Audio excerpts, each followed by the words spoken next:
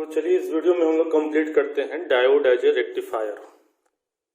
तो सबसे पहले कुछ पुरानी बातों को मैं बता देता हूं कि सबसे पहले हम लोग क्या किए हैं, कुछ प्योर सेमीकंडक्टर लिए हैं। प्योर सेमीकंडक्टर को हम लोग इंट्रिंसिक सेमीकंडक्टर कह रहे हैं और यह इंट्रिंसिक सेमीकंडक्टर जो है वो हमारे बहुत काम का नहीं है। तो हम लोगों ने उसमें डोपिंग प्रोसेस के तहत कुछ मिक्सिंग कर दिया है। तो मिक्सिंग करने के बाद हमने पेंटावैलेंट और ट्राईवैलेंट इम्प्योरिटीज मिलाया। तो पेंटावैलेंट और ट्राईवैलेंट इम्प्योरिटीज मिलाने के कारण जब हम लोग पेंटावैलेंट इम्प्योरिटीज मिलाएं तो अगर इसमें हम लोग पेंटावैलेंट इम्प्योरिटीज मिला दें, अगर ये इंट्रिंसिक प्योर सेमीकंडक्टर है और हम लोग इसमें पेंटावैलेंट इम्प्योरिटीज मिला दें तो इसमें नेगेटिव्स की संख्या बढ़ जाएगी। तो यह क्या बन जाएगा, एन टाइप सेमीकंडक्टर बन जाएगा। वहीं पर अगर ट्राईवैलेंट इम्प्योरिटीज हम लोग मिला दें तो इसमें नेगेटिव की संख्या कम हो जाएगी। तो यहाँ पर क्या हो जाएगा, पॉजिटिव बढ़ जाएगा। तो क्या बन जाएगा, यह पी टाइप सेमीकंडक्टर बन जाएगा। अब इस पी टाइप और एन टाइप सेमीकंडक्टर को हम लोग क्या कर रहे हैं, सैंडविच कर दे रहे हैं। तो जैसे ही हम लोग इसको सैंडविच कर रहे हैं तो हमारा क्या बन जा रहा है, पीएन जंक्शन बन जा रहा है, जिसको हम क्या कह रहे हैं, डायोड कह रहे हैं। तो इस डायोड में क्या हो जा रहा है, यहाँ पर एक दीवार खड़ा हो जा रहा है, बैरियर खड़ा हो जा रहा है। इस बैरियर के कारण यह डायोड जो है वो फॉरवर्ड बायस में करंट का फ्लो करा रहा है, लेकिन रिवर्स बायस में यह करंट को फ्लो नहीं करा रहा है, ब्लॉक कर रहा है। तो ये सभी चीज आप समझ चुके हैं। डायोड का सिंबल हमारा कुछ इस प्रकार से होता है। तो ये सभी चीजें आप समझ चुके हैं। अब हम लोग डायोड का कुछ काम देखने जा रहे हैं कि डायोड का हम लोग क्या काम कर सकते हैं। तो डायोड का आप ये बात समझ चुके हैं कि डायोड जो है वो फॉरवर्ड बायस के कंडीशन में करंट का फ्लो कराता है, लेकिन रिवर्स बायस के कंडीशन में वह क्या कराता है, करंट को ब्लॉक करता है। तो अब हम लोग डायोड का रेक्टिफायर के तौर पर इस्तेमाल करने जा रहे हैं। तो सबसे पहले समझते हैं कि यह रेक्टिफायर डिवाइस या रेक्टिफायर से हम लोगों का मतलब क्या है। तो रेक्टिफायर, जैसा कि मैं आपको नाम से बता दूं कि रेक्टिफायर में क्या है, रेक्टिफाई करना, रेक्टिफाई लगा हुआ है। तो रेक्टिफाई का मतलब क्या हुआ कि किसी चीज को किसी चीज से निकालना, अलग करना। जैसे कि चावल में से कंकड़ को निकालना, तो क्या हुआ, रेक्टिफिकेशन एक प्रोसेस हो गया। तो यहाँ पर भी जो हमारा रेक्टिफिकेशन प्रोसेस है, इसमें हम लोग क्या कर रहे हैं, इसमें हम लोग अल्टरनेटिंग करंट को, एसी करंट को हम लोग डीसी करंट में कन्वर्ट कर रहे हैं। तो मैंने आपको जैसा बताया कि रेक्टिफायर का काम क्या हुआ, किसी चीज को निकालना, और यह रेक्टिफायर काम क्या कर रहा है, एसी करंट को डीसी में कन्वर्ट कर रहा है। तो आखिर ये इसका नाम रेक्टिफायर कैसे पड़ा, तो देखेंगे कि हमारे पास जो एसी करंट है वह कुछ इस प्रकार से है। इसका मैं अगर ऊपर वाले पार्ट्स को केवल रखूं और नीचे वाले पार्ट्स को मैं हटा दूं, मैं इसको और थोड़ा बड़ा कर देता हूं ग्राफ को, कुछ इस प्रकार से। अगर मैं क्या करूं, इस नीचे वाले पार्ट्स को मैं हटा दूं, केवल ऊपर वाले पार्ट्स को मैं रखकर अगर मैं डायग्राम बनाऊं तो यह कुछ ऐसा बन जाएगा। तो ये जो करंट है जिसको हम एसी कह रहे हैं, एसी क्यों कह रहे हैं, क्योंकि यह बाई डायरेक्शनल है। और ये क्या हो गया, केवल एक ही डायरेक्शन में, इस डायरेक्शन में कुछ भी नहीं है। तो ये क्या हो गया, यूनि डायरेक्शनल हो गया। तो इसीलिए ये बाई डायरेक्शनल, इसीलिए हम लोग इसको क्या कर रहे हैं, एसी कह रहे हैं। ये यूनि डायरेक्शनल हो गया तो ये मेरा क्या हो गया, डीसी हो गया। यह प्योर डीसी नहीं है, यह कैसा है, पल्सेटिंग डीसी है। ठीक है, यह कैसा है, पल्सेटिंग डीसी है। तो देख रहे हैं मैंने क्या कर दिया है, रेक्टिफाई कर दिया। ये नीचे वाले जितने वेवफॉर्म थे उसको मैंने रेक्टिफाई कर दिया, तो हमारा कुछ इस तरीके से आया।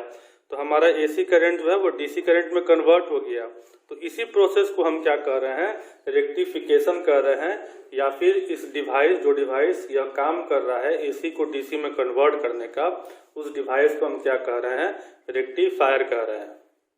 तो रेक्टिफायर हमारा डिवाइस क्या काम करता है, यह कन्वर्ट करता है अल्टरनेटिंग बाई डायरेक्शनल करंट को पल्सेटिंग डीसी करंट में, या फिर हम कह रहे हैं यूनि डायरेक्शनल करंट में। करंट के लिए भी हम कह सकते हैं और वोल्टेज के लिए भी कह सकते हैं, यह बात हम दोनों के लिए कह सकते हैं। तो ऐसा किस तरीके से हम लोग कर पाएंगे इस बात को हम लोग आगे की ओर देखते हैं। इसके नोट्स जो हैं मैं पीडीएफ बनाकर आपके सेक्शन में डाल दूंगा। तो सबसे पहले हम लोग देखते हैं कि हमारे रेक्टिफायर के टाइप्स कितने हो सकते हैं।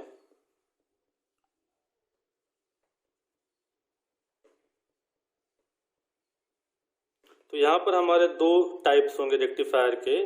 एक होगा हाफ वेव रेक्टिफायर, दूसरा होगा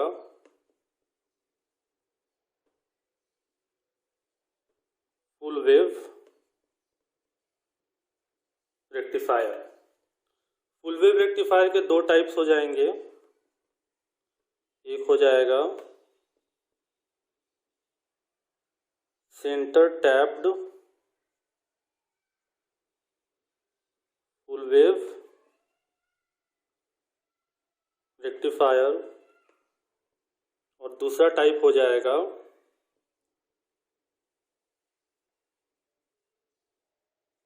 ब्रिज रेक्टिफायर।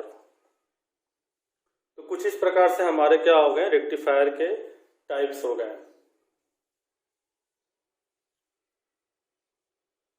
अब चलिए हम लोग एक एक करके समझते हैं कि यह रेक्टिफायर जो है किस तरीके से काम कर रहा है, एसी करंट को डीसी करंट में किस प्रकार से यह कन्वर्ट कर रहा है। तो सबसे पहले हम हाफ वेव रेक्टिफायर देखते हैं। ये मैं हाफ वेव रेक्टिफायर के लिए सर्किट बना रहा हूं कुछ इस प्रकार से।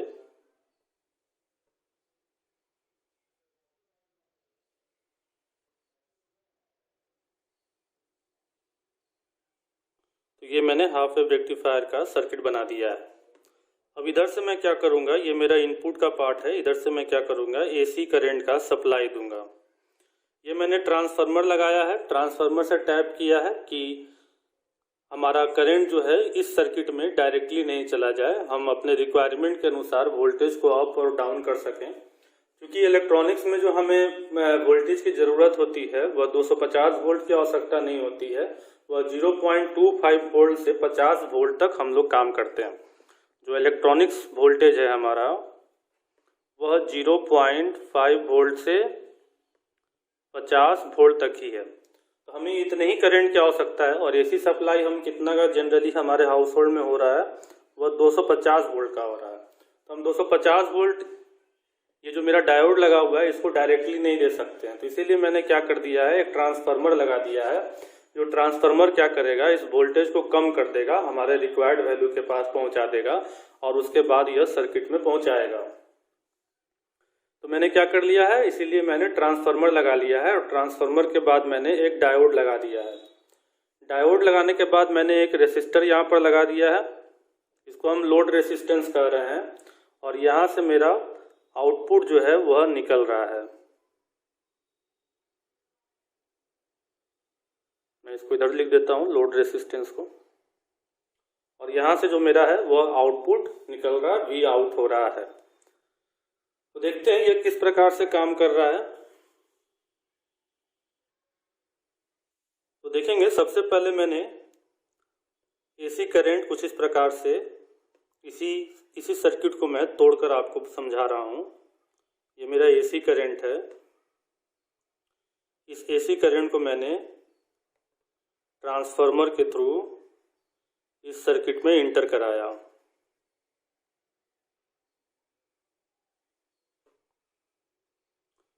तो ये एसी करंट का ये पार्ट और ये पार्ट, दोनों पार्ट इंटर किया। तो जब ये पहला पार्ट, ऊपर वाला पार्ट जब इंटर किया तो हमारा करंट कैसा रिस्पॉन्स किया, हमारा करंट जो सर्किट करंट जो है वह इधर से जाकर कुछ इस प्रकार से वह निकला।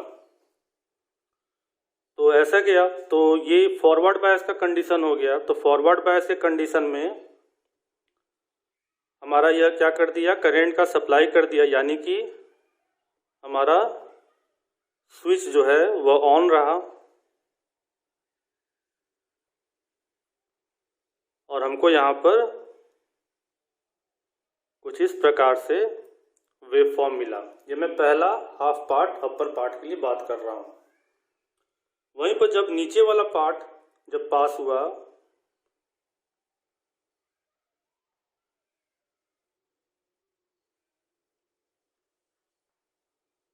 तो नीचे वाला पार्ट जो है वह निगेटिव पोलैरिटी का है, ऊपर वाला पार्ट जो है वह पॉजिटिव पोलैरिटी का है। तो यह निगेटिव पोलैरिटी का हुआ तो ये कैसे गया,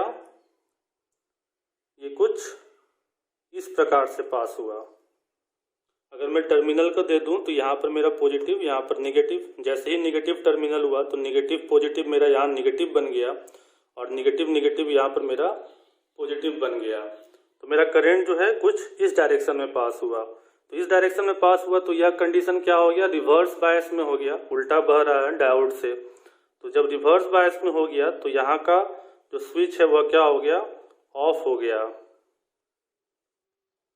और इससे हमें यहाँ पर कोई भी सिग्नल नहीं प्राप्त हुआ। ये सिग्नल तो मेरा ऊपर वाला चला आया और यहाँ पे हमें कोई सिग्नल प्राप्त नहीं हुआ। और फिर जो मुझे अगला सिग्नल प्राप्त होगा वह ये वाला पार्ट प्राप्त हो जाएगा। तो ये वाला पार्ट मेरा क्या रह गया, खाली रह गया। तो इस तरीके से ये हाफ वेव रेक्टिफायर जो है यह एसी करंट को आधा क्या कर दे रहा है, रेक्टिफाई कर दे रहा है। आधा रेक्टिफाई करके यह डीसी करंट में कन्वर्ट कर दे रहा है, पल्सेटिंग डीसी इसको बना दे रहा है। यहाँ पर जो मेरा डीसी वोल्टेज प्रोड्यूस होगा वह VDC is equal to 0.318 VM के बराबर प्रोड्यूस होगा। VM क्या है, ये वाला पार्ट मेरा VM है, मैक्सिमम वोल्टेज है। तो हमको इतना डीसी वोल्टेज मिलेगा। वहीं पर अगर इफिशियंसी की बात करें तो इफिशियंसी को अगर हम इस साइन से डिनोट करें तो इफिशियंसी इज इक्वल टू हमारा क्या हो जाएगा, DC power output divided by input AC power. जब इसको हम सॉल्व करेंगे तो ये हमारे पास 40.6% के आसपास आएगा। तो आप समझ गए हैं कि हमारा ये हाफ वेव रेक्टिफायर किस तरीके से काम कर रहा है। रेक्टिफायर का मतलब हुआ एसी करंट को डीसी करंट में कन्वर्ट करना। तो ये हाफ वेव रेक्टिफायर जो है वह एसी करंट को आधा ही वह कन्वर्ट कर पा रहा है। कैसे कन्वर्ट कर रहा है, तो जब ये पॉजिटिव पोलैरिटी रह रहा है तो पॉजिटिव पोलैरिटी में जो हमारा डायोड है वह फॉरवर्ड बायस होकर वह इस ऊपर वाले पार्ट को पास करा दे रहा है। जैसे इन निगेटिव पोलैरिटी का निगेटिव वाला पार्ट एसी करंट का पास करने की कोशिश कर रहा है तो हमारा डायोड क्या हो जा रहा है, रिवर्स बायस हो जा रहा है। और ऐसे कंडीशन में ये पार्ट को यह नहीं अलाउ कर रहा है पास करने के लिए।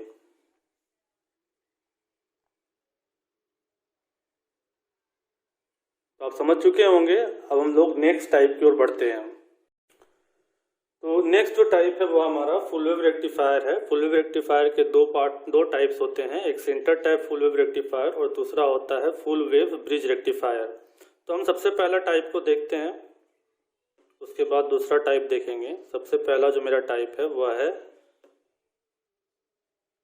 Centre tap full wave rectifier. तो देखते हैं यह किस प्रकार से काम करता है। इसका सर्किट बनाते हैं।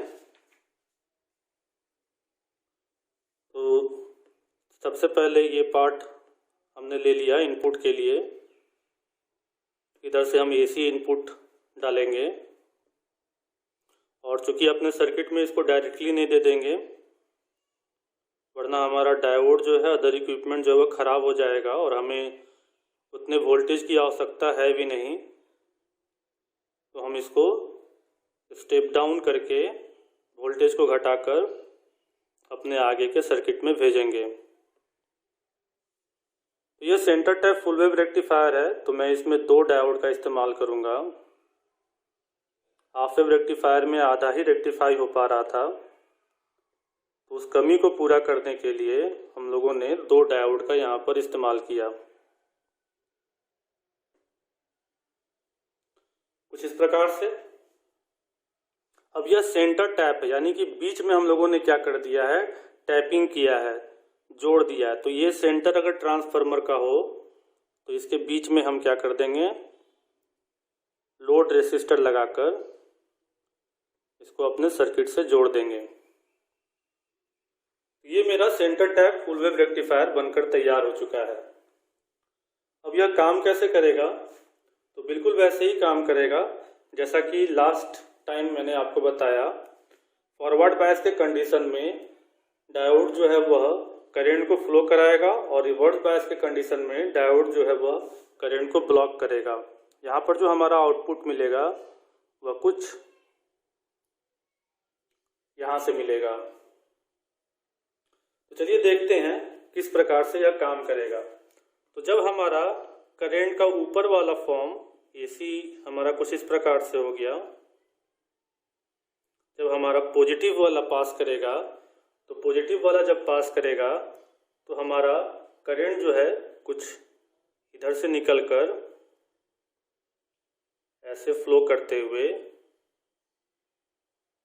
यहाँ से हमें मिलने लगेगा।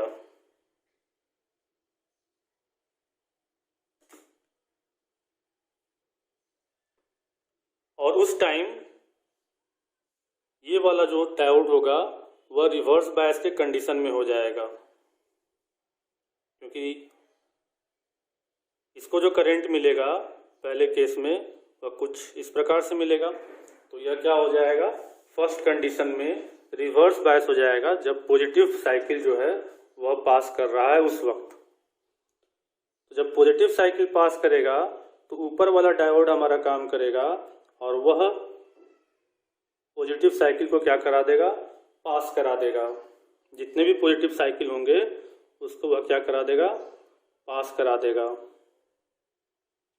लेकिन नीचे वाला डायोड जो है उसको रिवर्स बायस करंट मिल रहा है तो वह क्या करेगा? वह ब्लॉक कर देगा। सेकंड हाफ में चलते हैं। जैसे ही हमारा निगेटिव साइड वाला करंट पास, ये तो अल्टरनेट चल रहा है, पॉजिटिव निगेटिव कुछ इस प्रकार से चल रहा है। तो जैसे ही हमारा निगेटिव साइड वाला पास होगा तो निगेटिव साइड वाले के पास होते ही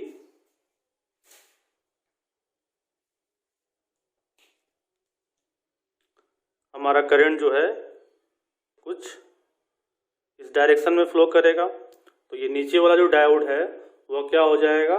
वह फॉरवर्ड बायस बन जाएगा।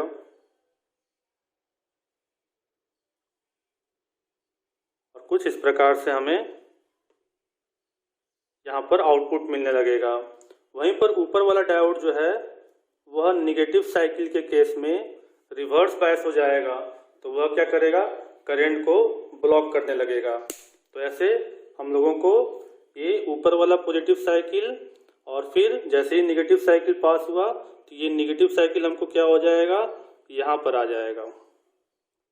तो इस तरीके से ये कंटिन्यूअस हम लोगों को वेव फॉर्म जो है कुछ इस प्रकार से आउटपुट में मिलने लगेगा। ये डायोड D1 है, ये डायोड D2 है। ये डायोड D1 के कारण हुआ, ये डायोड D2 के कारण हुआ, फिर ये डायोड D1 के कारण हुआ, फिर ये डायोड D2 के कारण हुआ। तो इस तरीके से हमको क्या मिलने लगा? एक पल्सेटिंग डीसी करंट यहाँ पर हम लोगों को मिलने लगा। एक तरफ हमने एसी करंट दिया और दूसरी तरफ हमको क्या मिलने लगा? पल्सेटिंग डीसी करंट हमें मिलने लगा। यहाँ पर जो हमारा इफिशियंसी होगा वह, अगर इफिशियंसी को हम इस साइन से डिनोट करें तो वह हमारा 81.2% होगा। इफिशियंसी का मतलब क्या हुआ? ऊपर में हम डीसी आउटपुट रख रहे हैं, डीसी आउटपुट, और जो हमने दिया है एसी इनपुट। इस तरीके से आप समझ गए हैं। अब हम नेक्स्ट टाइप देखते हैं फुल वेव ब्रिज रेक्टिफायर का, वह किस तरीके से काम करेगा। तो नेक्स्ट टाइप हम फुल वेव ब्रिज रेक्टिफायर के बारे में देख रहे हैं। तो मैं लिख देता हूँ, थोड़ा शॉर्टकट में कर देता हूँ, आप शॉर्टकट का इस्तेमाल नहीं करेंगे। ब्रिज रेक्टिफायर, ब्रिज सर्किट मैंने आपको बताया है, वहां पर मैंने आपको ब्रिज सर्किट काफी अच्छे तरीके से बताया है। तो आप ब्रिज सर्किट समझ चुके होंगे कि उसका क्या महत्व है, उसी का मैं यहाँ पर इस्तेमाल करने जा रहा हूँ। तो तो मैं सर्किट तैयार करता हूँ। मैं फिर से अपना इनपुट जो है वह एक ट्रांसफार्मर के थ्रू ही दूंगा, डायरेक्ट नहीं दे दूंगा। इसका कारण मैंने बता दिया है, क्यों हम ट्रांसफार्मर के थ्रू दे रहे हैं।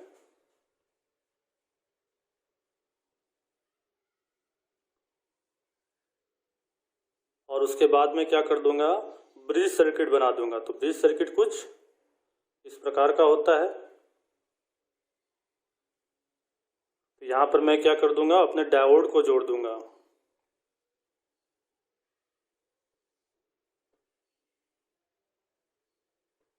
इसमें आप डायरेक्शन को देखेंगे, मैं डायोड का किस तरीके से मुंह रख रहा हूँ।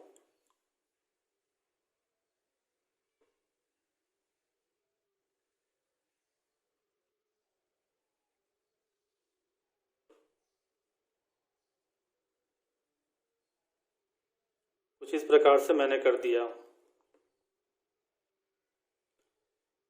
अब मैं क्या करूंगा,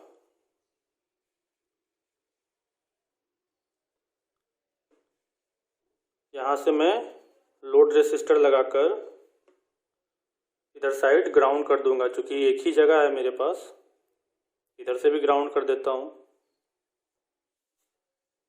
तो अब यह किस प्रकार से काम करेगा देखेंगे। तो आप देख रहे हैं कि हमने 4 डायोड जो है वो ब्रिज फॉर्म में लगा दिया है। डायोड का नाम दे देता हूँ, इसका नाम D1, इसका D2, इसका D3 और इसका D4। तो आप देख रहे हैं, तो ये दोनों जो डायोड है ये एक डायरेक्शन में है, कुछ इस प्रकार से करंट को फ्लो कराएगा। और ये दोनों जो डायोड है ये ऊपर वाले डायोड के बिल्कुल अपोजिट है, यह इस प्रकार से करंट का फ्लो कराएगा। तो जायज बात है कि एक पॉजिटिव साइकिल में अगर यह वाला डायोड काम करेगा तो यह वाला डायोड नहीं काम करेगा। अगर निगेटिव साइकिल में यह वाला डायोड काम करेगा तो यह वाला डायोड नहीं काम करेगा। तो इस तरीके से अगर हम AC इनपुट दिए होंगे तो हमको यहाँ पर भी पल्सेटिंग DC आउटपुट जो है वह देखने के लिए मिल जाएगा। तो इस तरीके से आप अच्छे तरीके से समझ चुके हैं कि हमारा यह रेक्टिफायर क्या होता है और किस प्रकार से काम करता है और इसके टाइप्स किस प्रकार के होते हैं। इसका भी जो हमारा एफिशिएंसी होगा वह 81.2% ही होगा। क्योंकि फुल वेव है तो फुल वेव का दोनों का एफिशिएंसी जो है वह समान ही होगा। तो इससे रिक्वायर्ड जो नोट्स होंगे वह मैं आपके ऐप में अपलोड कर दूंगा। इस वीडियो को हम लोग यहीं तक रहने देते हैं। एक चीज़ और बता देता हूँ कि जो DC है ये हमारा प्योर DC नहीं है। इसको हम लोग डायरेक्ट सर्किट में नहीं अप्लाई करेंगे, इसको हम लोग फिल्टर करने के बाद अप्लाई करेंगे। तो जब हम लोग इसको फिल्टर कर देंगे तो प्योर DC जो है वो हमारा कुछ इस प्रकार से ही बनकर आना चाहिए।